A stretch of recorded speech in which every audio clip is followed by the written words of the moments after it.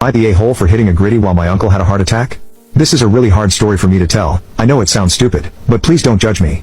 My family lives across 4 countries, so we very rarely all get together and see each other. But a few days, for the first time in 6 years, the whole family met up at my grandfather's house. There were like 25 or 30 of us there, and it was a really great time. I'm the oldest of the kids there, I'm 19, so it was pretty much just me on babysitting duty for my 7 much younger cousins. I don't really mind this though, my cousins are all pretty cool. One of the things they always get really excited for is when I do something weird and funny in front of them. They're too old for the peekaboo, but I've noticed they really like it when I do Fortnite dances. I've been hitting the orange justice and the gritty in front of them all the time, and they always find it hilarious.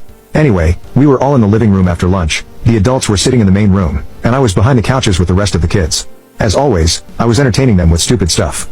On the couch, though, my uncle suddenly had a heart attack and collapsed. The adults rushed around him and started calling an ambulance. However, during this whole thing, I was facing the other direction, and didn't know what was going on. Because of this, basically when my